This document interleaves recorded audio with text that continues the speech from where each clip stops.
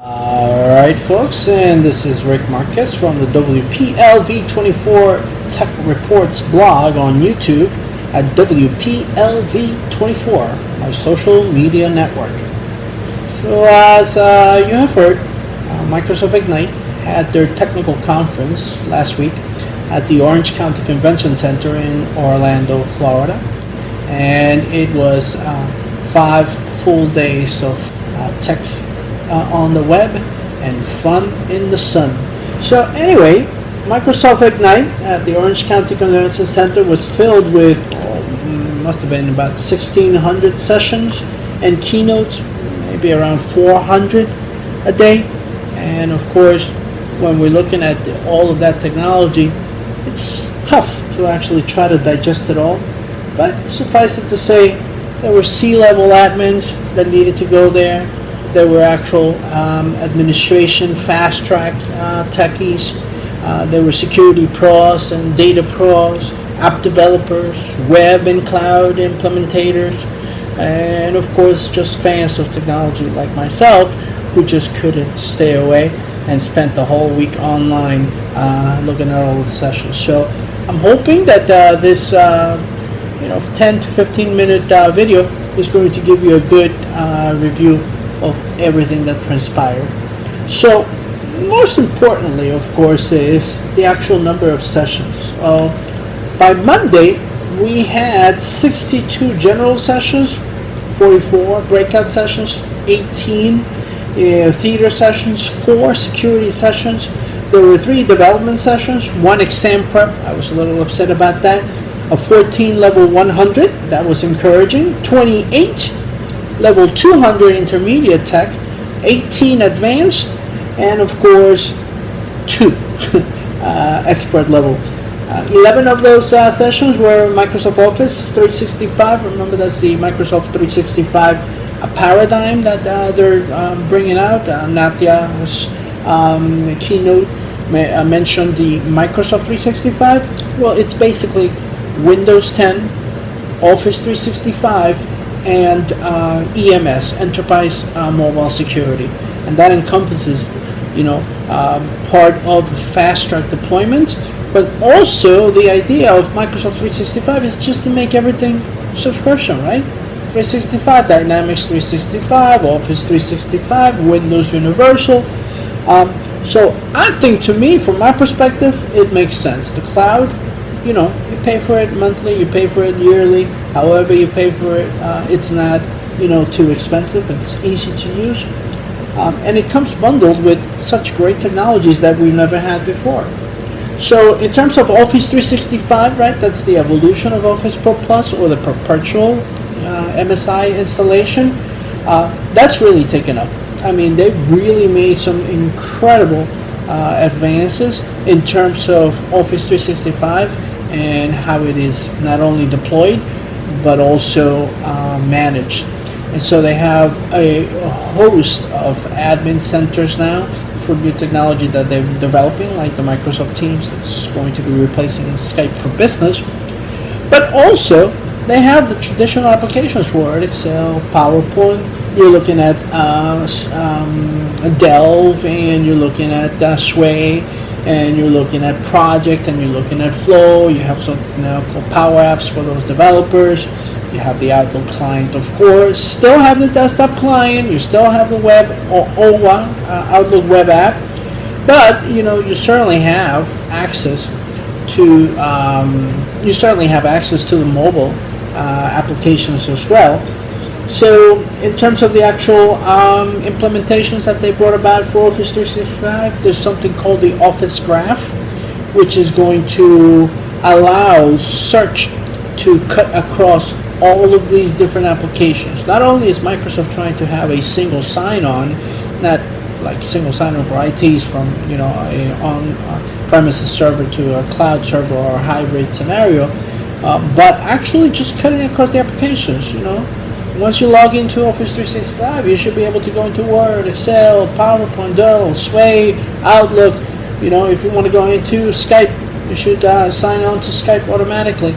So the MSA, the Microsoft account, that should actually cut across everything and make that for a much frictionless, communication. Speaking of frictionless communication, right? They've talked about the fact that Skype, which is for general consumers, and now Skype for Business, which is for the enterprise or business owners, is going to be migrated into something known as Teams, taking advantage of the Office graph in terms of search, but more importantly, also being able to provide video, phone, desktop sharing. So it really is a fantastic offering. You still have to download the application onto your desktop, but it promises to actually be functional on the web as well.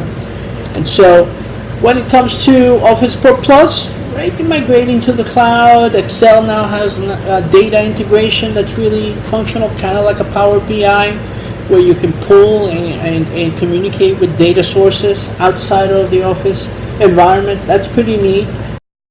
Azure, right, the fabric of Azure and the roadmap seems to be nested virtualization, Hyper-V drives in containers. Pretty sophisticated stuff. I kind of got it, but I haven't done it myself, so I don't know.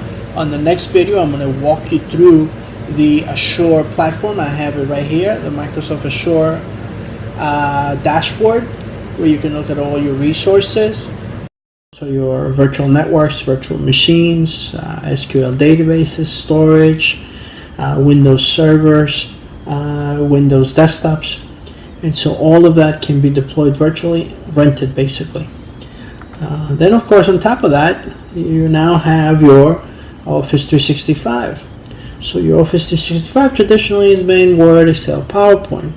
Nowadays they've gone ahead and included something called Exchange Online, which basically means that you have an Azure Active Directory online that helps you do the migration between your on-premises server and your online mail server, which is called the Exchange Online. So the Exchange Online mail server, the migration, actually takes into account an Azure Active Directory rather than an on-premise Active Directory to do the migration. But once you actually have that, then you can choose what type of plan you want for your Office 365. So for the home, right, you have Office 365 Home, Office 365 Personal, Office Home, and Student. And with those, you can actually connect your email from POP, IMAP, MAPI. You can connect your email account. But if you want to go ahead and take it to the next level and actually assign your mail server, your existing email domain, to your Office 365 subscription, then you can really begin to take advantage of some pretty amazing functionality, because now you have the Outlook client. You have both desktop, mobile, and of course the Outlook web app, which is email on the web. And prices are very reasonable, $5 per user, and you can install it onto 5 machines, up to $12.50 per user, including access. These are applications that you can download. The $5 a month is just for the online applications. If you compare that to the price of an actual perpetual subscription, well, you're looking at $149 for 2016, and you're up the creek on 2017. They already are launching 2019 next year. So it really does make sense to go on a per month cycle. And of course, you do get some credits if you actually purchase it on a yearly basis. Now, for the enterprise, you do have Office Pro Plus, again, for the enterprise versus Office 365. They are coming up with an Office 365 Pro Plus that's going to be made available, I think it's next year. It's 2019. But in the interim, you do have the Office 365. And so the Office 365 Pro Plus, $12 a month, versus actually purchasing the Office downloadable, the MSIs. And then you have your Office 365 Enterprise E1 at the lower range, $8 a month. No Office applications, so you must purchase the Office Pro Plus unless you have Office already purchased and licenses. But you do get the online applications. Office Online, meetings, instant messaging. Now for $20 a month, you actually get the online applications. You have the ability to connect your own domain, but now you're looking at having Word, Excel, PowerPoint, OneNote, Access, installed directly on your PC. You must connect every 30 days and offer the subscription to remain active. But you now have for $12 more, right? The Office Pro Plus, Office 365 Pro Plus installable on your desktops. And again, with the same paradigm in terms of being able to access it online or remotely, mobile or on your desktops. And at the top of the line, you're looking at the E5s. This is new. I haven't worked with this one. It's $35 a month. And you get the traditional applications, Word, Excel, PowerPoint, Access. But now you get something called Power BI. Power BI allows you to visualize data in a much more rich and robust way. You also have OneDrive on all of them. In the actual essentials, you have the Exchange Online, SharePoint, Skype for Business, Microsoft Teams, and Yammer, which is across the board. Once you go into the enterprise, right? You don't get that in the Office for consumers. Right? You don't get SharePoint. You don't get Skype for Business. You get OneDrive and Skype. On the actual business, small business owners, you get OneDrive for Business, Exchange Online, Yammer, Microsoft Teams, Skype for Business, SharePoint. But you don't get Power BI. And so, you get $200 free in 30 days. You create your virtual networks and your virtual machines. You run those on and you pay on a per usage basis. You can have dual cores, triple cores, 12 cores, storage, terabytes.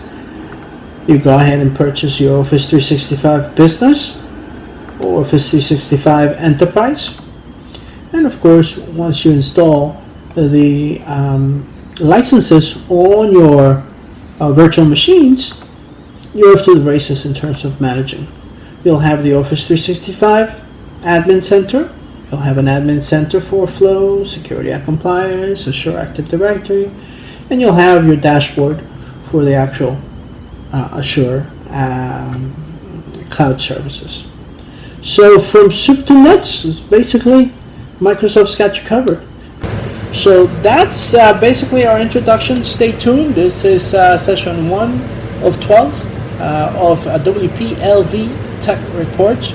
As always, it's been a pleasure to actually share with you sometime. And see you next time.